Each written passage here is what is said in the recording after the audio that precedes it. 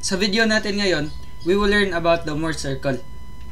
So Mohr circle is a graphical method used in engineering mechanics to determine the state of stress or strain at a point in a material. It represents the transformation of normal and shear stresses on different planes by plotting them as a circle in a coordinate system where the x-axis represents the normal stress sigma and the y-axis represents shear stress. Now by convention, medyo iba lang to. Yung positive shear is below, tapos yung negative shear naman is above. Tapos yung sigma, ito yung positive direction, ito naman yung negative direction. So with regards to sigma, walang magbabago sa natural convention natin. Dito lang sa shear. Now this is to account for the rotation in the element. Kaya ganito dapat yung pag-plot. So again, the Mohr circle is used for stress transformation and finding principal stresses. And the angle in Mohr circle is twice the physical angle in the material. So for example, in the real material, we are to rotate 22 degrees from the x-face. Sa Mohr circle, you will rotate 44 degrees na from the x-face. Times 2 always yan. Now, meron tayong example mamaya which demonstrates this concept. Now, ito yung steps natin in plotting the Mohr circle. First, identify the given stresses and determine the coordinates. Point A in the Mohr circle represents the x-face, while point B naman represents the y-face. So, yung coordinates niya, sigma x, shear xy. Yan yung shear sa xy plane. Isang value lang yan. Now, itong sigma x, sigma y, pwedeng magkaiba yung value nila, but itong shear stress in the xy plane, same lang sila, but opposite signs. And then next, we have to plot the principal points given by point A and B. Then locate the center, which is on the sigma axis. Then next, we have to determine the radius. Tapos, draw the circle centered at C with the radius R. And then interpret the results. The maximum shear stress is at the top or bottom of the circle, or essentially plus or minus R, and the principal stresses are the left and right intersections of the circle with the sigma axis. So, yung points na titingnan mo kung saan zero yung shear stress. So, here we have the variables, sigma x, this is the x-face, ganito kasi yan. Ito yung x-face, kasi dyan nag-act yung sigma x, and then ito naman yung y-face. Ayan. Diyan nag-act yung sigma y. So we can draw the Mohr circle based on these faces. So sulat na lang natin yan. Ito yung x face, ito naman yung y face. Now ito yung convention natin. Ito yung importante talaga sa Mohr circle. For sigma, tensile stress is positive while compressive stress naman is negative. Pero sa shear in the xy plane, if the rotation it causes is counterclockwise, positive yan. And then kapag clockwise naman, negative. So, kailan mo malalaman if positive or negative? Tingnan natin yung element na to. Sa x-face, yung direction niya, always opposite man yan to maintain equilibrium. So, di ba parang this is upward, ito naman downward. So, try to think of it na parang forces sila, and then you will apply them. So, meron kang upward saka downward na force. Kapag ganyan yung application sa element, then diba, the rotation is counterclockwise. Parang ganyan yung ikot. Ayan. So, for the x-face, txy pala, or tau xy, is positive, since yung rotation niya is counterclockwise. And then, for the y-face naman, ito, going to the right, and then ito going to the left. So, pag in-apply natin yan, yung ikot ng element is paganto.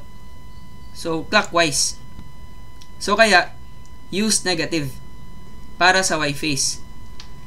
Now, always yan, na itong dalawang arrowheads, single arrowhead lang, to signify shear, magmi-meet sila at a common point.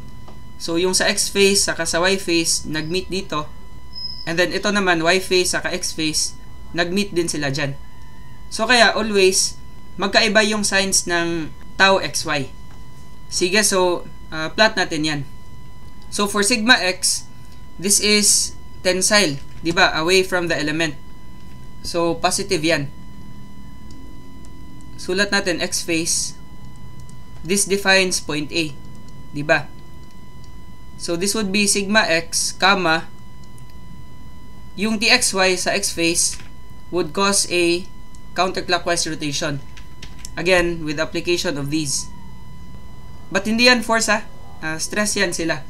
Ganyan lang yung pag-interpret. So, counterclockwise would be positive txy. And then, for the y phase naman, we would have point B. So, this is sigma y, tensile pa rin, away from the element. So, positive yung sign. However, for the y phase, yung shear stress would cause a clockwise rotation. Diba? Na-discuss natin kanina. Pag ganyan yung ikot, when applying these. So, negative yan. Negative tau xy. So, pag ipa-plot mo yan, sigma x is positive, sigma y is also positive, meaning nasa positive direction sila. Again, for sigma, this is the positive direction, ito naman yung negative direction. And then for tau xy naman, point A will be somewhere dito. Let's say yung sigma x, ayan, arbitrary point lang yan. Let's say this is point A. And then this is sigma x, positive, comma, positive tau xy. So, positive tau xy is nasa direction na to. So, kaya andito yung point na yan. And then, sabihin natin, sigma y is located dito naman. So, this is point B with the coordinate sigma y positive. So, kaya nasa right pa rin ng vertical axis. And then, comma, ito yung negative tau direction. So, negative tau xy. Ayan. So, ito yung principal points natin sa step 2. Now, to locate the center, just draw a line connecting the 2 points. Move ko na lang yan. And then, essentially, since diba, equal lang ito, yung distance na yan, this is txy. Ito naman, negative txy, which are equal in magnitude. So, this defines the center of the circle. Ayan. And then next, determine the radius r. What you have to do is, alam natin na this distance is txy. And then ito, makukuha lang natin yan by using the midpoint formula para makuha natin yung coordinates ng center. So that is simply, the center is located, always yan, 0 yung equivalent niya sa tau. And then to calculate the location of the center, we would have sigma x plus sigma y divided by 2. Yan yung coordinate niya. Now, yung coordinate ng center, yan din yung tinatawag natin na average normal stress. Diba? Kasi this one plus this one, tas divide by 2, yan na yung center. So, once na-locate mo na yan, masosolve mo na yung radius by Pythagorean theorem. So, this is the radius r. Tapos, ito naman, makukuha yan by geometry. Diba, meron ka ng value sa center, tas ito rin, this corresponds to sigma y. Diba, yung horizontal distance na yan, sigma y. So, essentially, this coordinate, then minus sigma y, yan na yung distance na yan. Anyway, wala pa tayong numerical values, so, kaya medyo mahirap pa siyang i-visualize. So now, gagawin natin, plot natin yung circle with this point as the center. So, ito na lang. Draw ka ng circle dyan. And then, itong dalawa, they are points on the circle. So, parang ganito. So, send to back na lang. Ito na yung Mohr circle. Now, for the last step, interpret the results. The maximum shear stress is at the top or bottom of the circle. So, ito yan sila. I hope agree lang na, diba, this is our tau axis. So, the largest value would be equal to the radius. Diba? Bale, this distance, or ito, ayan, this would define the maximum in-plane shear stress. So, this is just equal to the radius. Ayan. Now, para sa principal stresses naman, ito yan sila. they are the left and right intersections of the circle with the sigma axis. So sa point na to, 0 yung shear dyan, it intersects with the sigma axis. So this represents our sigma 1. This is a principal stress. And then ito naman, this is another principal stress. Label natin as sigma 2. Now to solve this, just locate the center, then bawas mo yung radius to get sigma 1. And then for sigma 2 naman, locate the center, then add mo yung radius, yan na yung sigma 2. But again, mas maganda yung demonstration dito kapag meron na tayong numerical values. Now how about if merong rotation ng axis? Let's say that you are analyzing this plane. Ayan, naka-rotate siya from the x-axis. Ito yung gagawin. Copy ko na lang yung kanina. So now, kapag andito ka na sa Mohr circle, di ba na-discuss natin na the angle in Mohr circle is twice the physical angle in the material. So what would happen here is if nag-rotate tayo, di ba this is y face yan, kung saan perpendicular yung sigma y. And then nag-rotate tayo ng angle theta. So dito sa Mohr circle, from this line, the line that connects point B saka point A, we have to rotate by twice this amount. So ano yan? From the y face, nag-rotate siya counterclockwise patungo sa plane na yan. So pa-counterclockwise din dito. Ayan. However, instead of theta, this is twice the amount. So 2 theta na yan. And then once we rotate, pa ganyan, we can draw a point dyan and then establish a line still passing through the center. And then itong dalawang bagong points, this one and this one, this would represent the stresses sa inclined plane natin. So essentially, if this is the x face, ito naman yung y face, yung original, ito na yung magiging x prime. X prime, tapos ito naman yung y prime. Ayan. So label na lang din natin yan as x. Ito. X face, y face. Tapos kung nag-rotate na tayo, ito na yung x prime, ito naman yung y prime. Now from this line, itong line AB, to arrive at the principal stresses, for a while natanggal pala. This is sigma 2, di ba? From this line going to the center, to arrive at the principal stresses, we have to move by this amount. Ayan. So sabihin natin this is 2 theta 1. So parang ganito yung orientation ng element. Let's say this is the original x-axis. If you move by theta 1, this one, twice that amount sa Mohr circle, you will arrive at the principal stresses, sigma 1 saka sigma 2. And then ito naman, this is for x prime saka y prime, yung stresses sa axis nila. Once you will rotate. So I hope na malinaw lang. And then we'll try to solve a problem para mas maintindihan nyo talaga yung concept. Ayan. So this is our first sample problem. For the state of stress shown, draw the Mohr circle daw, and then determine the radius r of the circle, the principal stresses, and the maximum in-plane shear stress. So diba sa first step, identify mo muna yung stresses and then let's write the coordinates. So dito muna tayo sa x face. These stresses would define point A. So point A, tapos ito yung sigma, ito naman yung tau sa xy plane. Ayan.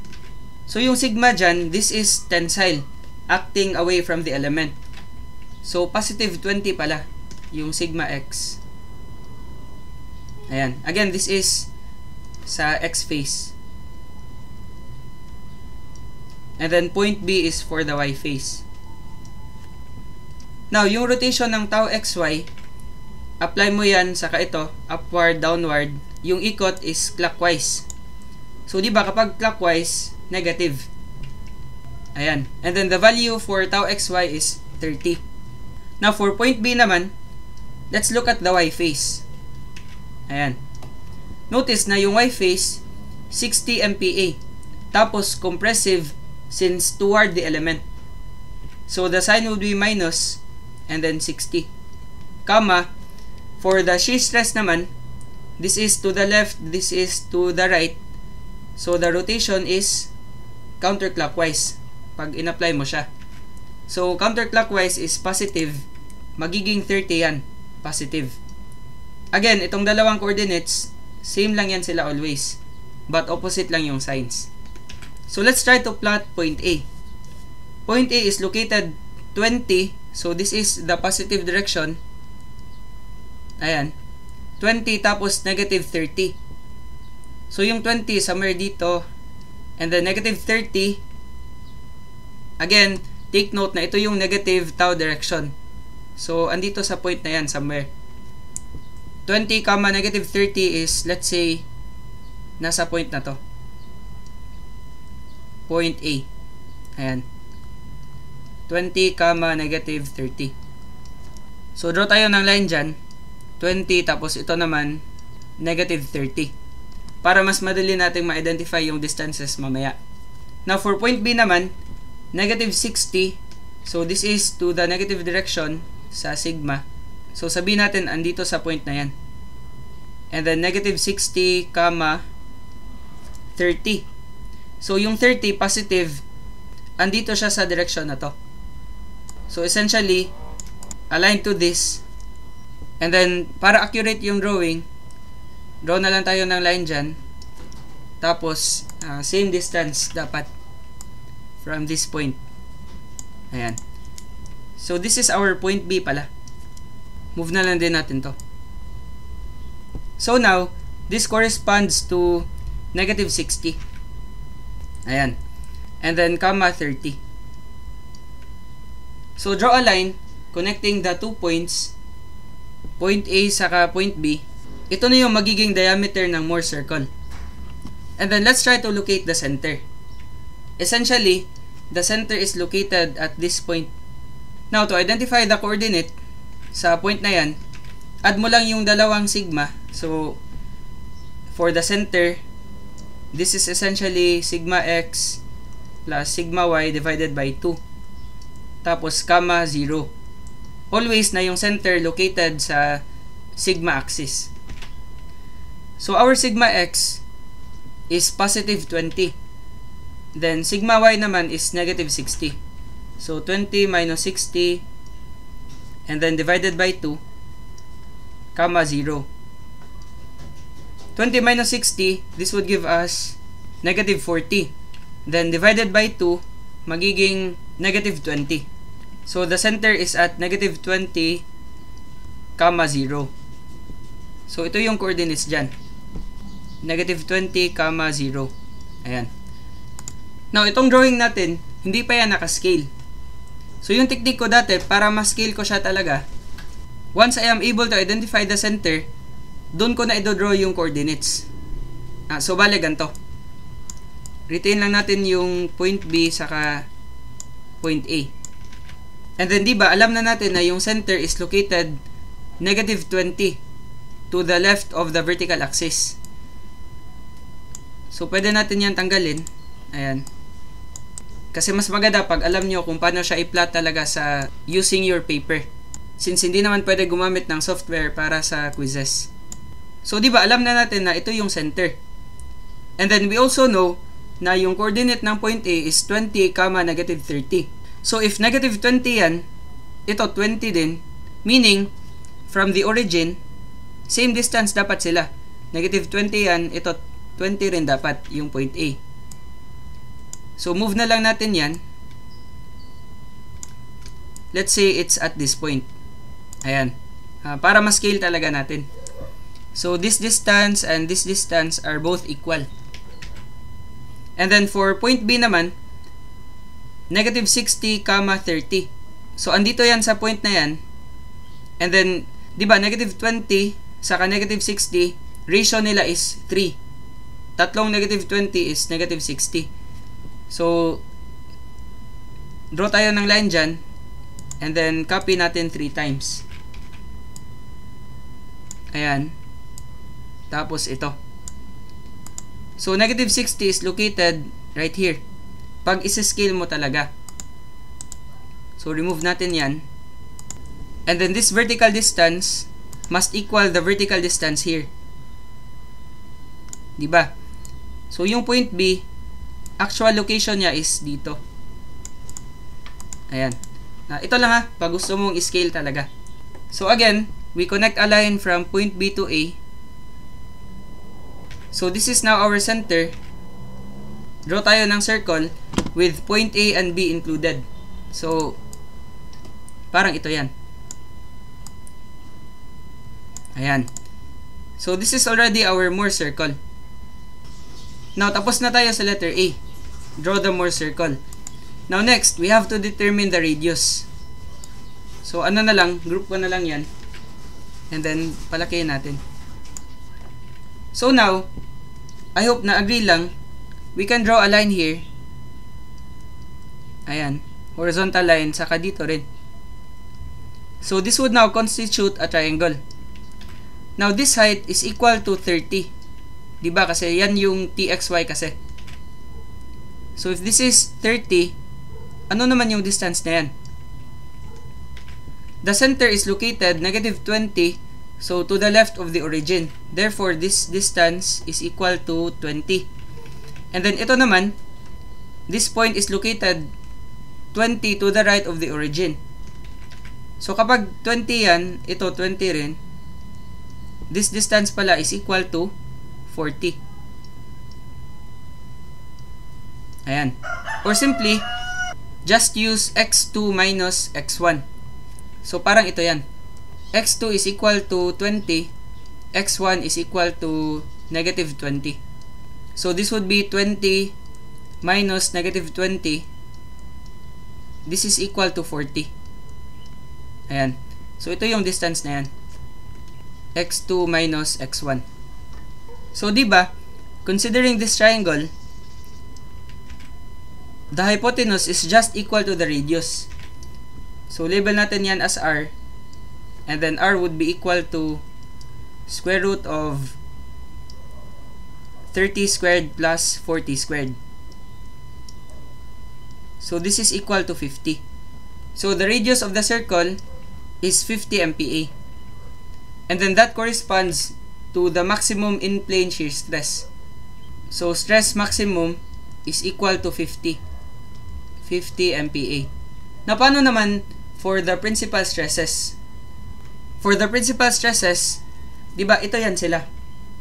Again, the definition is, the principal stresses are the left and right intersections of the circle with the sigma axis. So, ito yung points na yan. This point defines the principal stress 1. Ito naman yung second principal stress. So, para makuha natin yan, again, we have identified the center, which is at negative 20. So, to get sigma 1, we have to subtract the radius from this amount. Now, let's try to compute sigma 1. Diba, yung negative 60, it corresponds to this point. So, this is minus 60. So, sigma 1 pala is greater than 60 dapat. Now, to obtain that, para madali na lang, just consider the center, then subtract the radius. Diba? Kasi yung distance na yan, this is also equal to the radius. Ayan. Now, nasolve na natin yung radius. This is equal to 50. Again, our unit is MPa. Stress yan lahat. So, kapag 50 yan, yung buong distance na yan, ito, alam natin na this is 20. Diba? From the origin, the center is located 20 to the left. Let me just remove the units. Ayan. So, essentially, to obtain this value, we would have 20 plus 50, which is negative 70, which is somewhere to the left of negative 60. So, sigma 1 is equal to negative 20. Then, we are moving to the left. So, minus 50. So, yung coordinate natin is negative 70.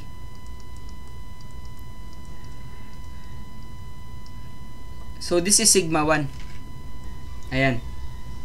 Now, for sigma 2 naman, from the origin pa rin, we would have this distance. Ayan. So, this corresponds to sigma 2. Now, to get this distance, we know that from the center going to this point, that's also equal to the radius.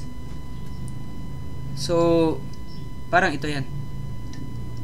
This is still equal to 50. So, 50 minus 20, this distance is going to be 30. Ayan. So, sigma 2 pala, from the origin, going to this point, this is 30 MPa. So, positive. Bale, yung solution is 50 minus 20 is equal to 30 MPa.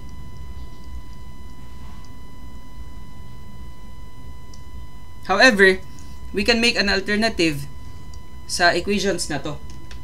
Diba, this is negative 70, ito naman 30. So what if we generalize an equation based on this one? Now, the radius is just the hypotenuse of this triangle. So, diba, this is txy or tau xy, yung 30 dyan. And then, 40 naman is simply sigma x minus sigma y divided by 2. So, parang ito yan. T max, which is just equal to the radius, is equal to square root of sigma x minus sigma y divided by 2, tapos naka-square, then plus txy. So, pag in-input mo yan, yung lalabas is sigma x is 20, then minus negative 60, compressive kasi yung sigma y, divided by 2, then squared, plus txy, which is 30. Ayan. So, input natin dyan, 20 minus negative 60, then over 2 squared, plus 30 squared, this would give us 50. So, you can just use this formula, 50 MPa. Now, take note na itong formula na to, this takes into account the sign. If, for example, sigma x is negative, use negative for this one. Isi-square lang kasi yan, so it won't matter if negative yung result niyan or positive. Parang ito lang yung formula na yan. X sub 2 minus x sub 1. But, dinivide lang by 2 since nahati siya. Now, to get sigma 1 and sigma 2, we can also apply this formula. Now, diba, what's common is the center sa calculation ng formulas natin. Yung dalawa na gamit natin. And then the center is located sigma x plus sigma y divided by 2. Yan yung coordinate niya. So for sigma 1, we can just use sigma x plus sigma y divided by 2.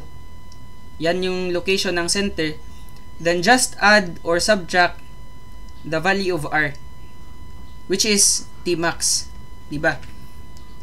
Pwede mong i-change yan into t max. Equal lang yan sa radius. So, trying out this formula, bale sigma 1 saka sigma 2 yung makukuha mo if you will use positive and negative, respectively.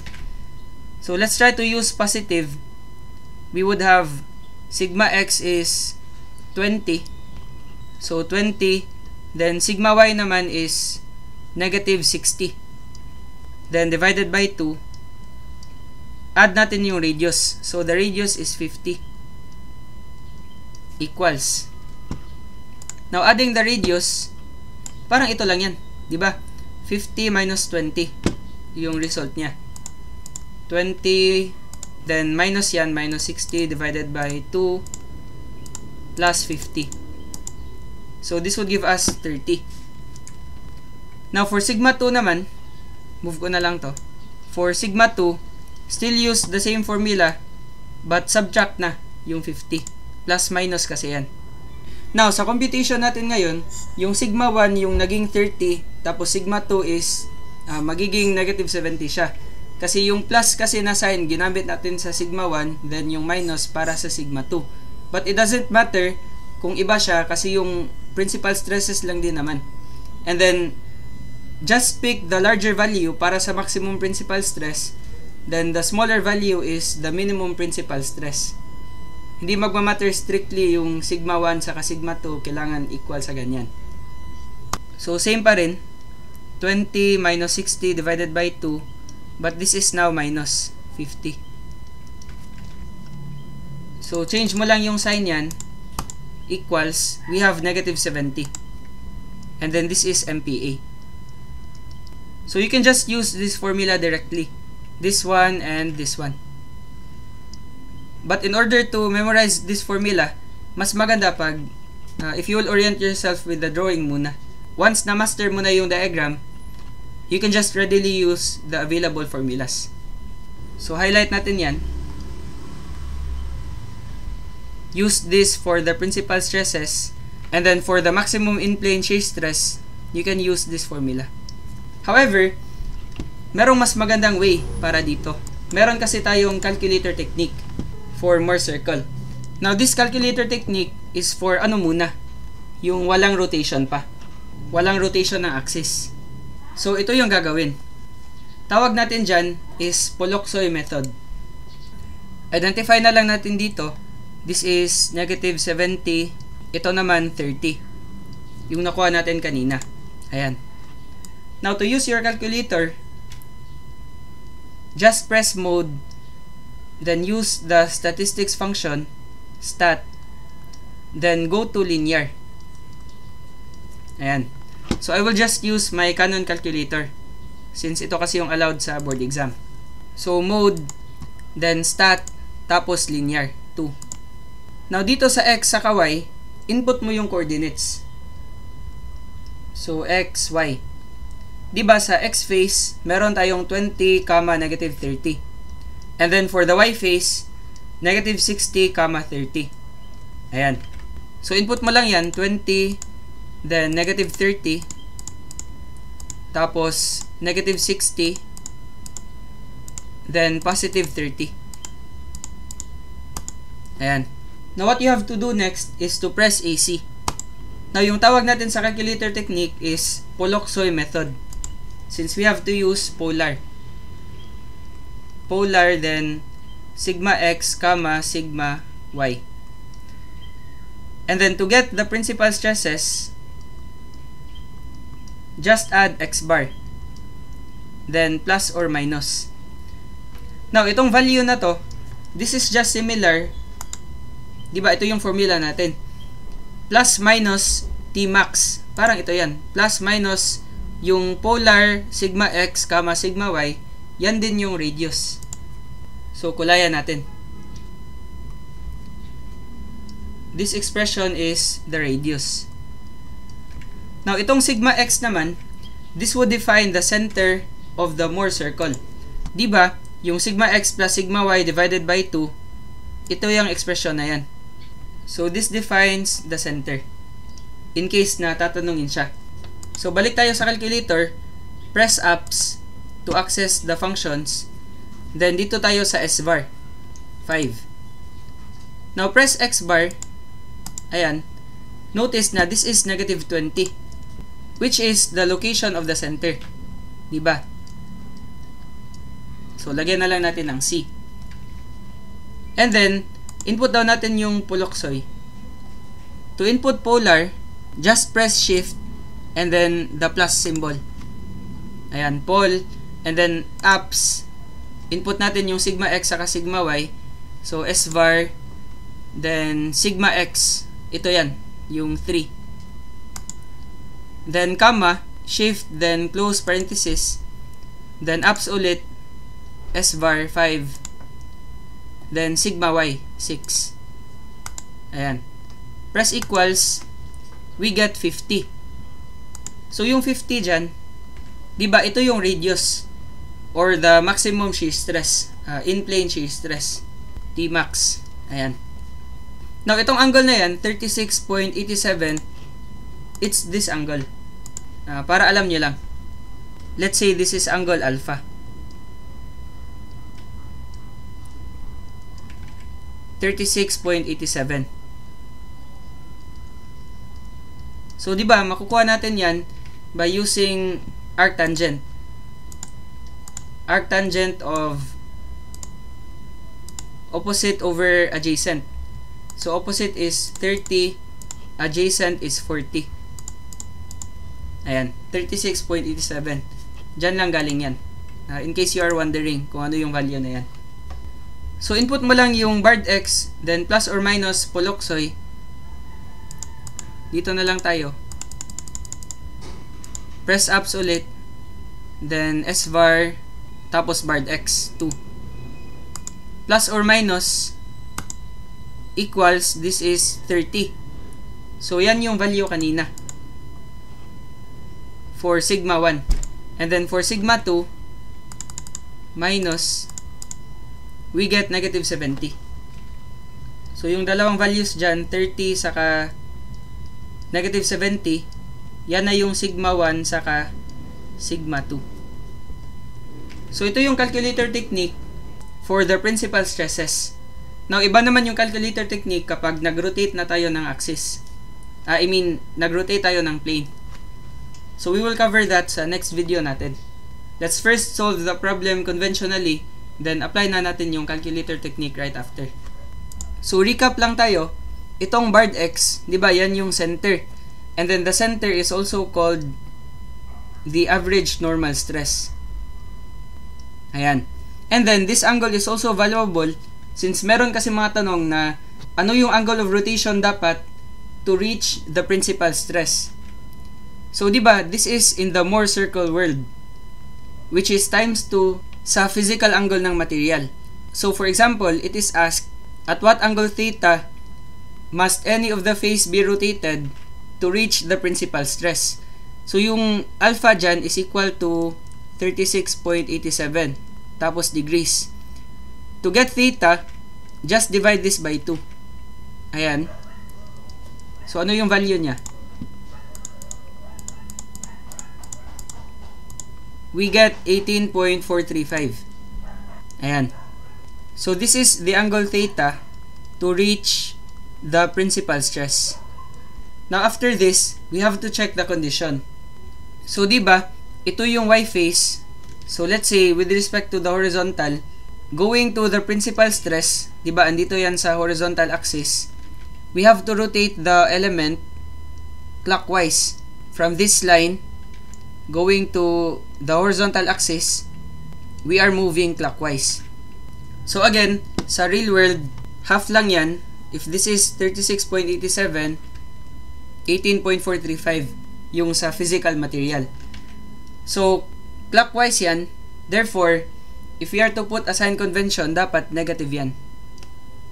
So, negative 18.435. Therefore, the body must be rotated this way. Ayan. So, clockwise yung rotation dapat. So, if we are to rotate the body by angle theta, this one, in a clockwise direction, then this body would achieve the principal stress. So, take note lang na clockwise yung rotation. Ayan. Now, for the minimum and maximum principal stresses, just look at the values na na-compute mo sa principal stresses. So, the larger value, absolute value is 70. So, yan yung magiging maximum principal stress, and then the lesser value is 30. So, yan yung minimum principal stress. So, kaya, hindi magmamatter talaga yung sigma 1 saka sigma 2. Diba? Nung in-apply natin yung formulas, by the way, yung txy, naka-square pala yan, hindi ko nasulat kanina. When applying the formulas, yung sigma 1 na nakuha natin is 30, tapos sigma 2 is negative 70. Iba siya based on the figure. Kasi based on the figure, yung left kasi yung sigma 1 saka sigma 2. So, nag-vary siya dyan since yung plus, ginawa natin for sigma 1, then for sigma 2, ginawa natin minus. But again, for the minimum and maximum principal stresses, just pick the larger value for the maximum, then lesser value for the minimum. So, I hope na marami kayong natutunan, and salamat sa pakikinig.